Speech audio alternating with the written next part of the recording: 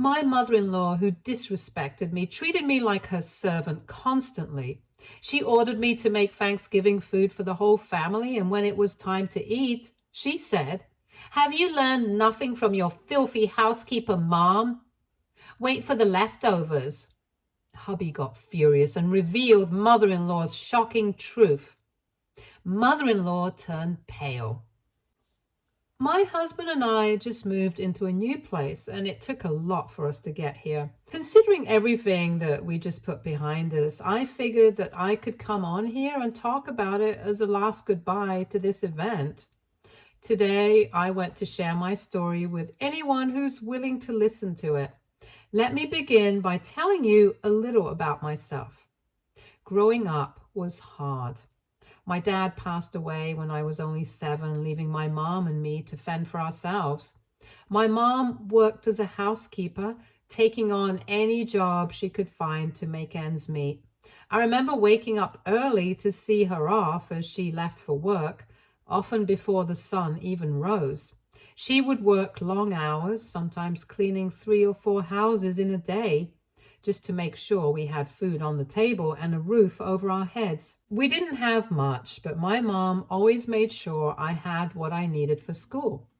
I watched her struggle, yet she never complained. She was proud and strong, teaching me the value of hard work and respect. She used to say, "Maya, no matter what happens, always hold your head high and do the right thing." Those words stuck with me. There were times when I felt the weight of our situation. Seeing other kids with their new clothes and toys while I wore hand-me-downs wasn't easy. But my mom's determination made me want to succeed even more. I studied hard, knowing that education was my way out, my chance to give back to the woman who gave up everything for me. When I got a scholarship to a good university, it felt like I had finally made it. I was so proud to tell my mom. She cried happy tears, saying all the sacrifices were worth it. But even at college, I never forgot where I came from. I worked part-time jobs to cover extra expenses, knowing my mom was still working hard back home. It was at college that I met my husband, Jared. I was studying literature and he was in business school. We met at a party thrown by a mutual friend. I remember feeling nervous because I didn't know many people there, but Jared made me feel comfortable right away. We started talking about books, and I was surprised that he loved reading as much as I did. We spent most of the night talking about our favorite novels, and by the end of the evening, I knew there was something special about him. We started dating during our junior year. At first, we would just hang out after classes, go to the library or grab a coffee. As we spent more time together, our relationship grew stronger. Jared was always so supportive of me and my dreams. He made me laugh, and I admired his drive to succeed.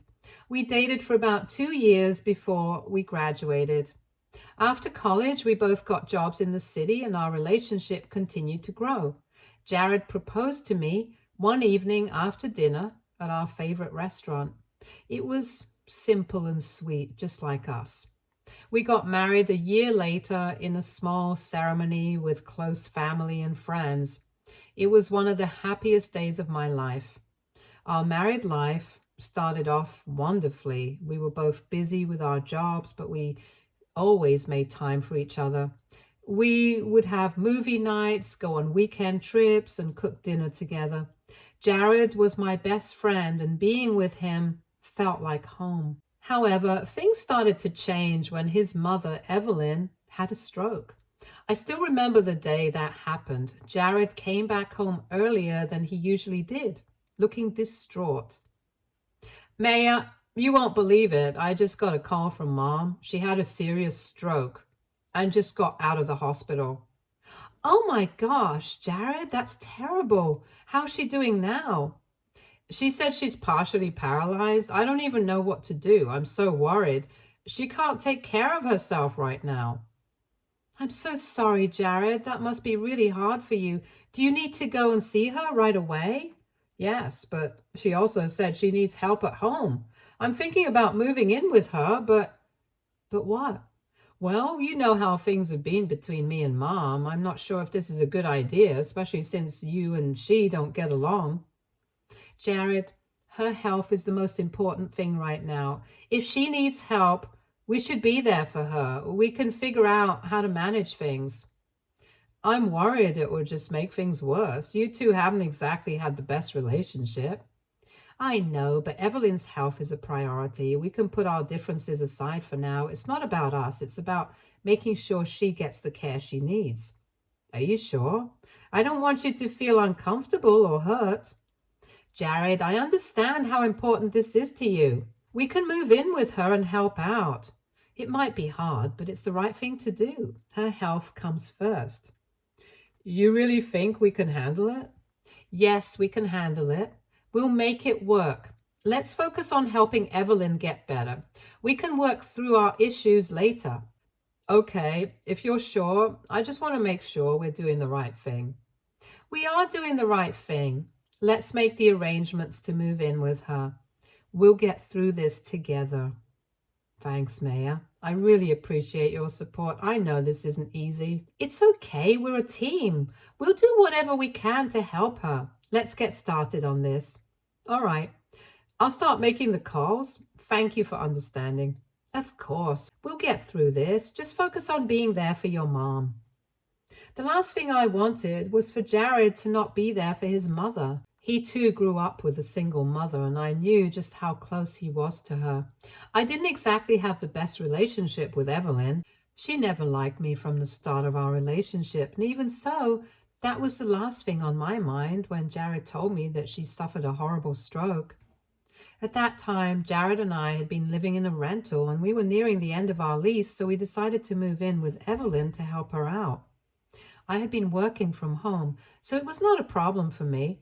But Jared's workplace went from being 15 minutes away to over an hour. So to say Jared was away for almost the entire day would not be incorrect. That only allowed Evelyn to treat me as horribly as she could. But let me explain our relationship even more.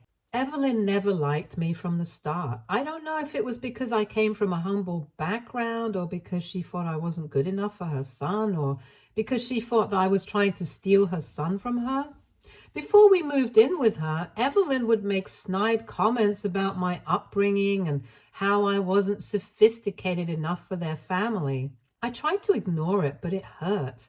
Jared tried to reassure me, but I knew Evelyn saw me as someone beneath her. There had been one too many occasions where Evelyn would insult or belittle me in front of the rest of Jared's family, and Jared would come to my rescue. He never yelled at Evelyn or caused a scene. Instead, he only ever chided Evelyn for her way of speaking in front of everyone. She would feel embarrassed, and that only made her hate me more. Before Evelyn had her stroke, Jared and she got into a huge fight because of how she spoke about me to the rest of the family, who had felt bad for me, so they contacted Jared to tell him about Evelyn's remarks. Jared went a few weeks without talking to her because she refused to apologize, and she insisted she didn't feel bad for what she said about me. I was beyond hurt. Yet, at the same time, I felt numb to it. That was why Jared felt so apprehensive about us moving in with her. When Evelyn had a stroke and we moved in to help her, things got much worse. She became partially disabled after her stroke. She could still move around, but she needed help with many tasks. Jared was busy with work, so most of the caregiving fell to me. I didn't mind helping, but the way she treated me made it very hard. Evelyn treated me like a servant. She would call me at all hours, demanding that I do things for her. One time, she made me clean the entire house an hour and a half before some guests arrived. I spent hours scrubbing floors, dusting shelves, and making everything perfect. When the guests came, Evelyn took all the credit, saying how hard she worked to keep her home spotless. Another time, Evelyn asked me to cook dinner for her book club. I spent the whole day in the kitchen making a fancy meal.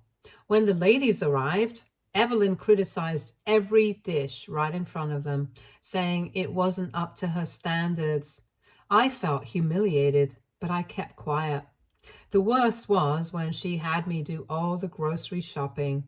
Evelyn gave me a very limited budget, but expected a fully stocked pantry. When we ran out of something, she would throw a huge tantrum that involved a lot of screaming and crying on her part. She would hurl a lot of hurtful words at me and make sure that I knew I was never fit to be part of her family because of my background. I hid all this from Jared because I didn't want to upset him. He loved his mother and I didn't want to cause a rift between them. But one day he found out. He came home early from work and saw me cleaning the house after Evelyn had spilled coffee all over the floor. She was sitting in her chair, barking orders at me while I scrubbed the carpet. "Mom, what's going on here? Why are you treating Maya like this? This isn't right." "Jared, you don't understand. I'm just trying to teach Maya how to manage things properly. She needs to learn how to be a good wife." "A good wife? Maya's been working hard all day. She's doing everything she can to help out. Why are you treating her like a servant?" "Well, I'm letting you stay here rent-free, aren't I? Maya should be doing her part. I'm just making sure she understands her role." "We're staying here to help you, not to be treated this way. Maya doesn't deserve to be treated like this. You need to stop." "Jared, please, it's okay. Let's not make a scene. Evelyn's been through a lot with the stroke. I don't want to make things worse for her. Let's just keep the peace for now." "But Maya, it's not right. She's taking advantage of you. I can't just ignore it." "I understand, but Evelyn's health is fragile right now. If we make things difficult, it might affect her recovery. Let's try to manage this situation calmly. We can handle it." "I don't know. It's not right to let her treat you like this. I don't want you to be disrespected. It's not fair." "I know it's hard, but we need to focus on helping your mom get better. We can deal with these issues later. For now, let's just try to keep things as smooth as possible." "I'm not sure I can just let it go. It's hard to see you being treated like this." "Jared, if you know what's good for you, you'll stay out of this. I'm just doing what needs to be done. Maya has to learn her place, and you should be grateful for the help I'm giving you." "Mom, this isn't about learning a place. This is about respect. We're here to help you, not to be treated like this. I don't want to see this happening again." "Respect? I'm the one who needs respect. You're staying here because I allowed it. I expect everyone to do their part. If you have a problem with it, maybe you should think about moving out." "That's not fair, and you know it." "Jared, let's just calm down. I'm okay with it for now. We need to focus on helping Evelyn get better. It's not worth creating more conflict." "Are you sure? I really don't like seeing you being treated this way." "Yes, I am sure. Let's handle this calmly. We can talk about it later, but right now, Evelyn's health and our ability to help her are more important." "All right. I'll try to keep things calm, but I want you to know that I don't agree with how you're being treated." "Jared, you've made your point. Now let me manage things as I see fit. If you want to help, focus on being useful around here instead of criticizing me." "Fine. I'll help around the house more and keep an eye on how you're treating Maya, but this isn't over." "Whatever you say. Just remember, I'm the one who needs help, and you should let me do things my way. I'm not changing how I run my house. You're here at my mercy." After we had that intense conversation, I felt a mix of relief and sadness. It was comforting to know that Jared was willing to stand up for me, even though I knew it was tough for him. His support meant a lot. But it also made me realize how strained our situation was. Despite his promises to help, Evelyn continued to mistreat me. She kept making unreasonable demands and treating me like a servant. I tried my best to keep most of it hidden from Jared, not wanting to add more stress to this already difficult situation. There were times when Jared did catch on to Evelyn's behavior, and he would step in to help me. His willingness to assist when he could made me feel supported and less alone. Knowing that he was there for me, even if it was just in small ways, gave me some comfort. However, the constant strain of hiding Evelyn's treatment took its toll. I felt like I was walking a tightrope, trying to balance keeping the peace with maintaining my own dignity. Even with Jared's occasional help, the situation was far from ideal. I wished things could be better, but for now, all I could do was hope that things would improve over time. Jared's support was a bright spot in an otherwise difficult time, and it helped me get through the toughest moments. We were in this together, and that gave me the strength to keep going. The Thanksgiving incident started a week before the holiday when Evelyn came to me with a list. She didn't ask if I could help. She demanded it. Maya, I'm having a big dinner for Thanksgiving, and you're going to be in charge of cooking. Oh, really? How many people are we talking about? You'll find out soon enough. For now, I want you to start preparing. Everything has to be perfect. Wait, how many people are coming? I need to know how much food to prepare. I've invited 15 relatives for Thanksgiving dinner. 15? That's a lot of people. I'm not sure I can cook for that many. It's going to be overwhelming, not to mention I also have work. Well, none of that is my problem. It's your job to make sure everything is ready. I expect you to handle it without any issues. But Evelyn, this is a huge task. I have other things to do. I don't have experience cooking for that many people. I don't want to hear excuses. If you can't manage, maybe you shouldn't be here. And remember, if you tell Jared about any of this, I will kick you both out of the house. So you better keep quiet and get to work. That's not fair.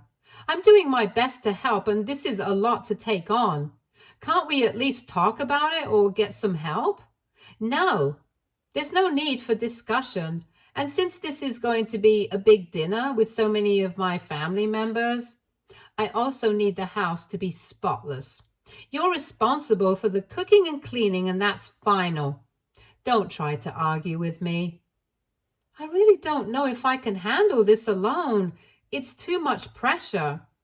Well, you better figure it out. I'm not going to change my plans. Just make sure everything is perfect, or there will be consequences. All right, I'll do my best to get everything ready, but this is going to be a lot of work. Good. I expect it to be done without any complaints. And remember, keep this between us. No need to involve Jared. I'll keep quiet and start working on it, but please, next time, could you give me more notice? Next time, we'll see. For now, just get the cooking and cleaning done, and don't let me down. I was already stressed out trying to meet a deadline for work, but Evelyn didn't care. She just handed me the list of dishes she wanted and walked away. I felt a knot in my stomach because of how helpless I felt. Jared was practically the sole breadwinner because I only made enough to cover the expenses of one person. Jared, on the other hand, was now working extra hours to cover the expenses of his mother himself, the mortgage, the utility bills, and other miscellaneous things. And I knew that there was absolutely not enough money for us to be thrown out of Evelyn's house. So I kept my mouth shut, and when Jared asked why I was working so hard, I simply told him that I wanted to celebrate our first Thanksgiving living with Evelyn in a big way. The week leading up to Thanksgiving was exhausting. I spent hours cleaning the house from top to bottom. Every corner had to be spotless because I knew Evelyn would check. Once the house was clean, I started cooking. I made everything from scratch: turkey, stuffing, mashed potatoes, pies, and more. It was overwhelming. But I pushed through because I wanted the dinner to be nice for everyone. On Thanksgiving Day, I was tired but proud of what I'd accomplished. The house looked beautiful, and the table was set with all the food I had worked so hard to prepare. I was actually starting to feel happy and excited to see everyone enjoy the meal. As the guests arrived, I greeted them with a smile, even though I was running on fumes. During the dinner, I stayed busy making sure everyone had what they needed. I didn't even sit down to eat because I was too busy serving. Then, just as everyone was about to dig in, Evelyn looked at me with that cold, familiar look. Well, look at you, Maya. You really think you're going to eat with us? After all, you know the rules. Don't you remember what your mother taught you? You wait for the leftovers, just like she did. Evelyn, I spent all day cooking this meal. I wanted to enjoy it with everyone. I worked really hard to make it nice. Worked hard? Oh, please, don't act like it was some great effort. You did what was expected. Besides, it's not like you have anything better to do. I understand that, but it's Thanksgiving. I just thought it would be nice to sit down with the family and share the meal I prepared. It's a special day. Special? The only special thing here is that we allowed you to cook for us. You should be grateful you're even at the table. If it weren't for Jared, you wouldn't even be here. I'm grateful, but I don't think it's fair to treat me like this. I just wanted to be part of the family dinner, not be pushed aside. Pushed aside? Oh, stop being so dramatic. You're not family, Maya. You're just the help. And like the help, you can eat when everyone else is finished. But I'm Jared's wife. I thought that meant something. I thought I was part of the family too. Jared made his choice, but that doesn't mean you've earned a place here. You'll always be just a girl from a filthy background trying to rise above your station. Face it, you'll never belong. I didn't mean to offend you. I just wanted to share this meal like everyone else. I'm trying my best to fit in and be a good wife to Jared. A good wife? A good wife knows her place, and your place is not at this table, but in the kitchen waiting until we're done.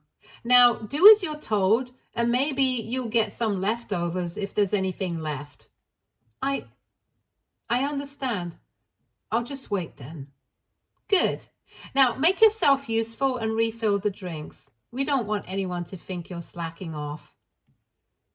I felt my face flush with embarrassment, and all the happiness I had felt just moments before disappeared.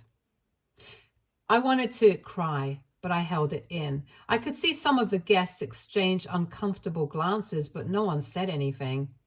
I stood there frozen, not knowing what to do or say.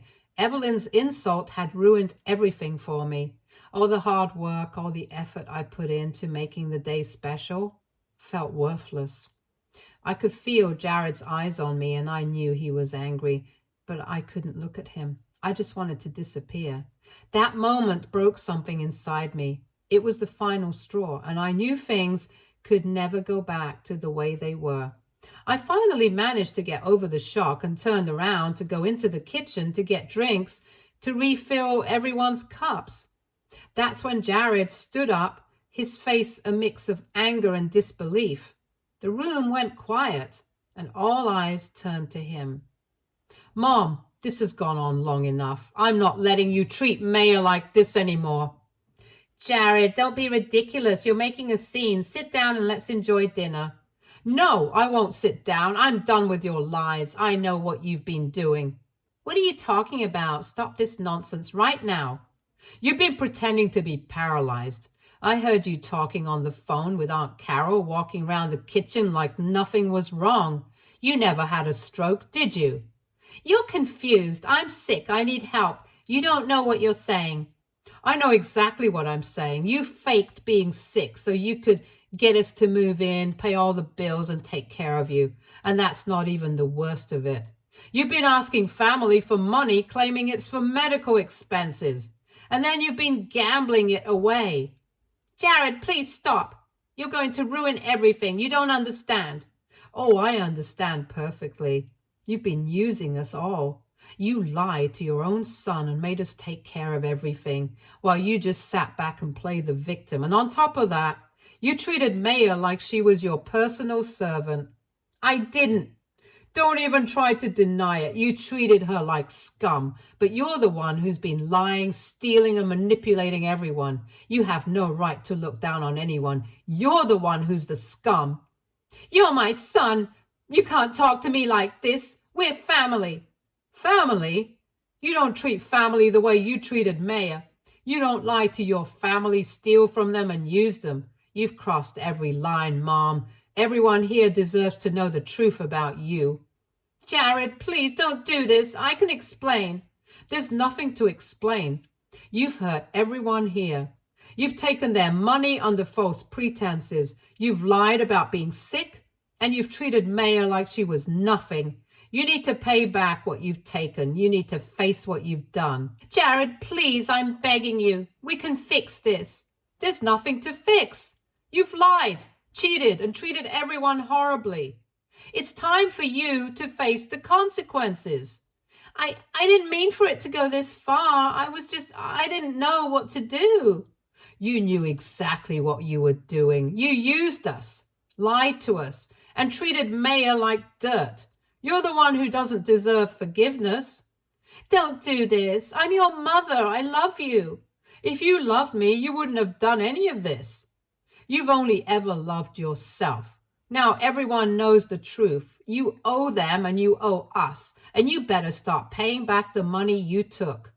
I'm so sorry. I didn't mean for any of this to happen. Please forgive me. Sorry isn't good enough. You have to face what you've done. It's time for you to take responsibility for your actions. The relatives were stunned, their shock clear on their faces. They had trusted Evelyn, and now that trust was shattered. Some of them began to demand that Evelyn return the money she had taken. She had no words left. Her secret was out, and there was no way to hide from the truth anymore. The room, once filled with holiday cheer, was now heavy with betrayal and anger. Evelyn ended up a crying mess because everyone was hounding her for information. Some of her relatives even threatened to report her to the police for theft. Evelyn managed to calm them all down by promising them that she would pay them their money back. Jared and I decided that we couldn't stay with her any longer. He had been secretly saving money for months, planning for us to eventually move out. With everything out in the open, we packed our things and left Evelyn's house. We found a small apartment and finally had a place of our own. Leaving Evelyn felt like a weight had been lifted off my shoulders. Our new life was so much better. Jared and I were able to focus on each other without the constant stress and tension that Evelyn caused. We cut all ties with her, deciding that it was best for our sanity and happiness. Without Evelyn's negativity, our relationship blossomed. We spent more time together, enjoying each other's company and planning for our future. I finally felt free to pursue my dreams. I started a small bakery business, something I had always wanted to do, and Jared supported me every step of the way. Evelyn, on the other hand, faced a different reality. With her lies exposed, she was left alone. She was also left alone in the big house. Without us there to pay the bills, she struggled. The family members she had taken money from wanted nothing to do with her until she paid them back. Her reputation was ruined. People in the community started to distance themselves from her, and she became isolated. The life she once enjoyed, filled with social gatherings and respect, was gone. She was forced to sell the house and move into a small apartment, living off of the little money she had left. She had to find ways to make ends meet, as her gambling habits had drained much of her money. It was a harsh change from the life she was used to. She tried reaching out to us a few times, but we didn't respond. We had made our decision, and we were sticking to it. Evelyn's new life was a lonely one. She no longer had the power or influence she once wielded, and she had to face the consequences of her actions. It was clear that she regretted what she had done, but it was too late for apologies. For Jared and me, the future looked bright. We are happier than ever, building a life together without Evelyn's toxic presence. We learned to cherish our time together and support each other, growing stronger as a couple. The nightmare with Evelyn is behind us, and we look forward to a peaceful and loving future.